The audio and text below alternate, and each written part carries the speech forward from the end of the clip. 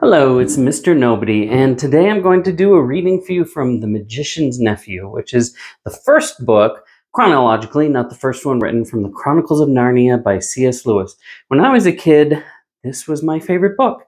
It's not easy to say why one book stands out to or another, but my favorite books in the Chronicles of Narnia were always The Magician's Nephew and The Horse and His Boy, which are probably not most people's favorite ones, but they were always my favorite. I really liked creation stories like this. I was also a big fan of the Silmarillion when I was a kid, which again was not one of the most popular of J.R.R. Tolkien's works. So I'm just going to read the very first chapter from The Magician's Nephew. Chapter 1, The Wrong Door. This is a story about something that happened long ago when your grandfather was a child. It's a very important story because it shows how all the comings and goings between our own world and the land of Narnia first began. In those days, Mr. Sherlock Holmes was still living in Baker Street, and the Bastables were looking for treasure in the Lewisham Road. In those days, if you were a boy, you had to wear a stiff Eton collar every day, and the schools were usually nastier than now. But the meals were nicer, and as for sweets, I won't tell you how cheap and good they were, because it would only make your mouth water in vain. And in those days, there lived in London a girl called Polly Plummer. She lived in one of a long row of houses which were all joined together. One morning, she was out in the back garden, when a boy scrambled up from the garden next door and put his face over the wall. Polly was very surprised, because up till now there'd never been any children in that house, but only Mr. Ketterley and Miss Ketterley, a brother and sister, old bachelor and old maid living together. So she looked up, full of curiosity. The face of the strange boy was very grubby. It would hardly have been grubbier if he had first rubbed his hands in the earth and then had a good cry, and then dried his face with his hands. As a matter of fact, this was very nearly what he had been doing. "Hello," said Polly. "Hello," said the boy. "What's your name?" "Polly," said Polly. "What's yours?" "Diggory," said the boy. "I say, that's a funny name," said Polly. "Isn't half so funny as Polly's," said Diggory. "Yes, it is," said Polly. "No, it isn't," said Diggory. "At any rate, I do wash my face," said Polly, "which is what you need to do, especially after—" And then she stopped. She'd been going to say, "after you've been blubbing," but she thought that wouldn't be polite. "All right, I have then," said Diggory in a much louder voice, like a boy who is so miserable he didn't care who knew he'd been crying. "And so would you," he went on, "if you'd lived all your life in the country and had a pony and a river at the bottom of the garden and then been brought to live in a beastly hole like this." "London isn't a hole," said Polly indignantly, but the boy was too wound up to take any notice of her, and he went on, "If your father was away in India, you had to come to live with an aunt and an uncle who's mad. Who would like that? And if the reason was that they were looking after your mother, and if your mother was ill and was going to die, then his face went the wrong sort of shape, as it does if you're trying to keep back tears." "I didn't know, I'm sorry," said Polly humbly, and then, because she hardly knew what to say, and also to turn Diggory's mind to cheerful subjects, she asked, "Is Mr. Ketterley really mad?" "Well, either he's mad," said Diggory, "or there's some other mystery. He has a study on the top floor, and that Letty says I must never go up there. Well, that looks fishy to begin with. And then there's another thing. Whenever he tries to say anything to me at mealtimes, he never even tries to talk to her. She always shuts him up. She says, 'Don't worry the boy, Andrew,' or 'I'm sure Diggory doesn't want to hear about that,' or else, 'Now, Diggory, wouldn't you like to go out and play in the garden?' What sorts of things does he try to say?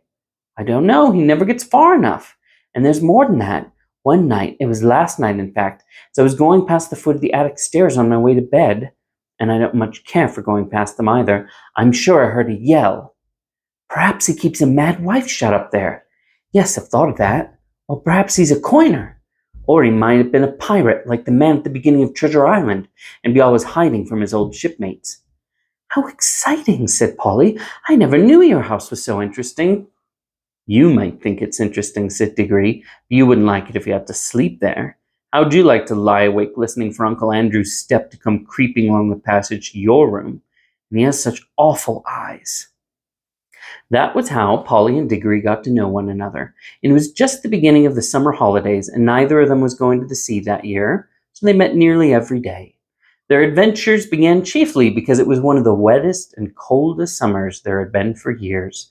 That drove them to do indoor things, you might say indoor exploration. It's wonderful how much exploring you can do with the stump of candle in a big house or in a row of houses. Polly had discovered long ago that if you opened a certain little door in the box room attic of her house, you would find the cistern and a dark place behind it in which you could get into by a little careful climbing.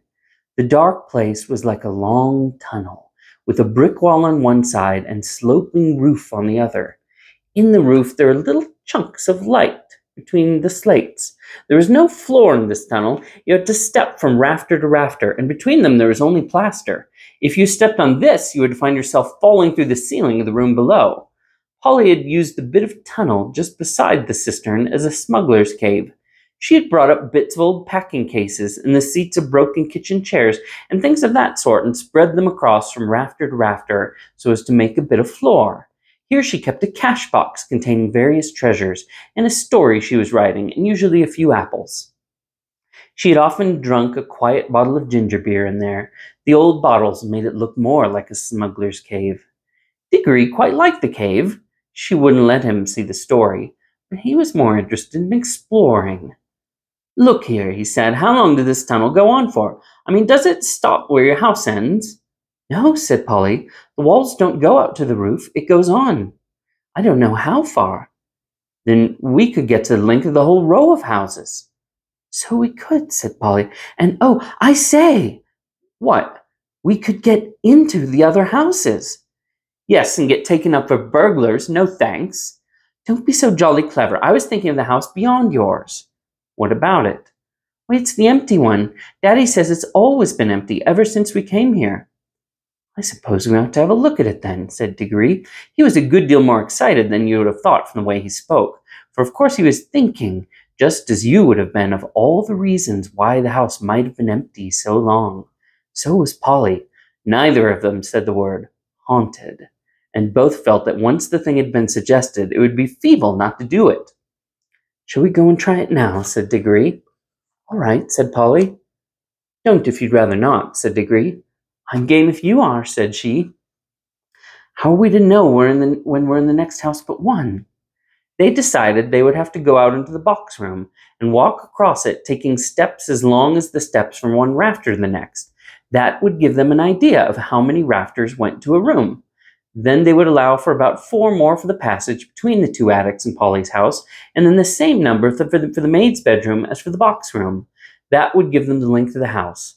When they had done that distance twice, they would be at the end of Diggory's house.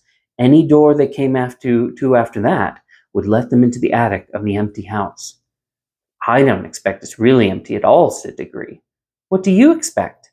"I expect someone lives there in secret, only coming in and out at night with a dark lantern. We shall probably discover a gang of desperate criminals and get a reward. It's all rot to say that the house would be empty all those years unless there was some mystery." "Daddy thought it must be the drains," said Polly. "Pooh! Grown-ups are always thinking of uninteresting explanations," said Diggory. Now that they were talking by daylight in the attic instead of by candlelight in the smuggler's cave, it seemed much less likely that the empty house would be haunted. When they had measured the attic, they had to get a pencil and do a sum. They both got different answers to it at first, and even when they agreed, I'm not sure that they got it right. They were in a hurry to start the exploration. "We mustn't make a sound," said Polly as they climbed in again behind the cistern. Because it was such an important occasion, they took a candle each. Polly had a good store of these in her cave. It was very dark and dusty and draughty, and they stepped from rafter to rafter without a word, except when they whispered to one another, "We're opposite your attic now," or "This must be halfway through our house." And neither of them stumbled, and the candles didn't go out, and at last they came to where they could see a little door in the brick wall on the right. There was no bolt or handle on this side of it, of course, for the door had been made for getting in, not for getting out. But there was a catch, as there often is on the inside of a cupboard door, which they felt sure they would be able to turn. "Shall I?" said Diggory. "I'm game if you are," said Polly, just as she had said before. Both felt it was becoming very serious, but neither would draw back. Diggory pushed round the catch with some difficulty. The door swung open, and the sudden daylight made them blink. Then, with a great shock, they saw that they were looking not into a deserted attic, but into a furnished room. But it seemed empty enough. It was dead silent. Polly's curiosity got the better of her. She blew out her candle and stepped into the strange room, making no more noise than a mouse. It was shaped, of course, like an attic, but furnished as a sitting room. Every bit of the walls was lined with shelves, and every bit of the shelves was full of books. A fire was burning in the grate. You must remember it was a very cold, wet summer that year, and in front of the fireplace, with its back toward them, was a high-backed armchair.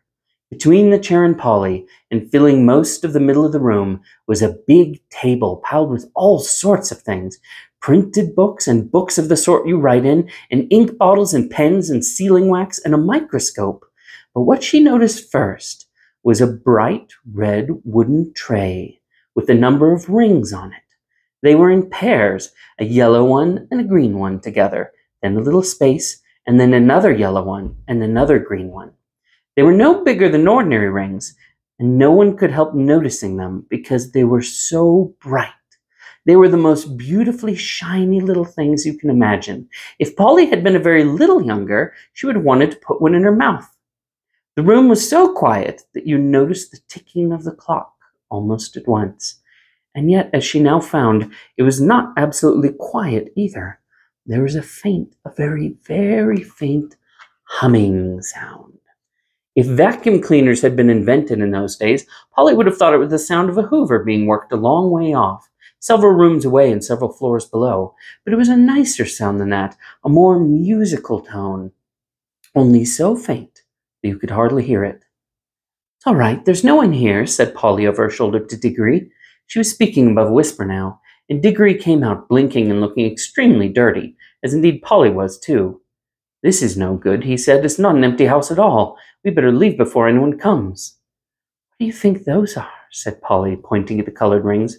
"Oh, come on," said Diggory. "The sooner—" He never finished what he was going to say, for at that moment something happened. The high-backed chair in front of the fire moved suddenly, and there rose up out of it, like a pantomime demon coming out of a trapdoor, the alarming form of Uncle Andrew. They were not in the empty house at all. They were in Diggory's house and in the forbidden study. Both children said, "Oh," and realized their terrible mistake. They felt they ought to have known all along they hadn't gone nearly far enough. Uncle Andrew was tall and very thin. He had a long, clean-shaven face and a sharply pointed nose and extremely bright eyes and a great tousled mop of gray hair. Diggory was quite speechless, for Uncle Andrew looked 1,000 times more alarming than he had ever looked before. Polly was not so frightened yet, but she soon was, for the very first thing Uncle Andrew did was to walk across to the door of the room, shut it, and turn the key in the lock. Then he turned round, fixed the children with his bright eyes, and smiled, showing all his teeth. "There," he said, "now my fool of a sister can't get at you." It was dreadfully unlike anything a grown-up would be expected to do. Polly's heart came into her mouth, and she and Diggory started backing toward the little door they had come by. Uncle Andrew was too quick for them. He got behind them and shut that door too, and stood in front of it. Then he rubbed his hands and made his knuckles crack. He had very long, beautifully white fingers. "I am delighted to see you," he said. "2 children are just what I wanted." "Please, Mr. Ketherly," said Polly, "it's nearly my dinner time and I've got to go home. Will you let us out, please?"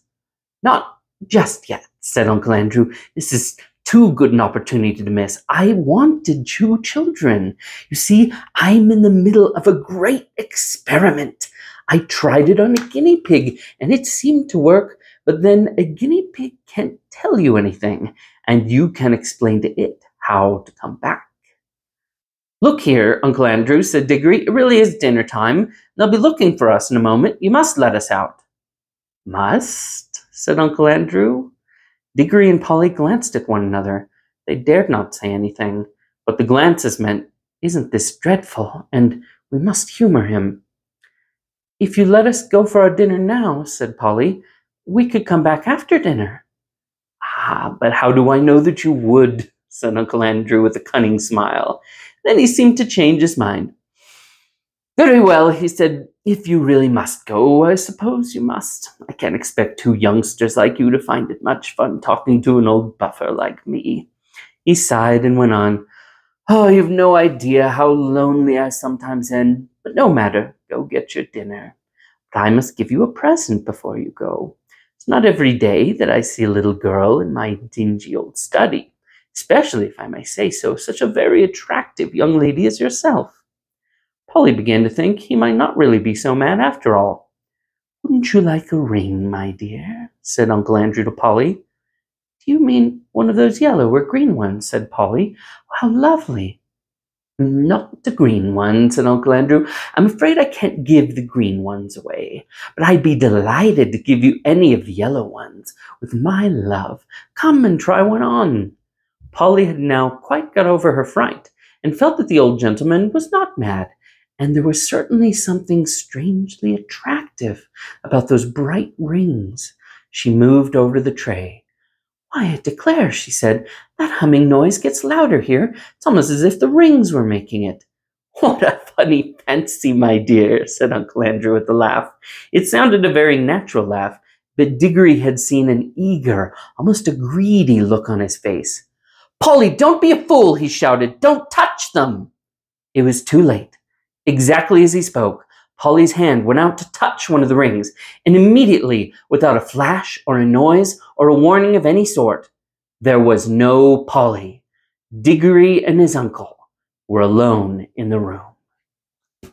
And that's the end of the first chapter. A wonderful start to the book. I'm sure, like me, you just want to keep reading. And I hope if you have never read it, which would be crazy if you haven't, or you haven't read it with your children, go get it and read the rest of what happens in this book. It's tons of fun.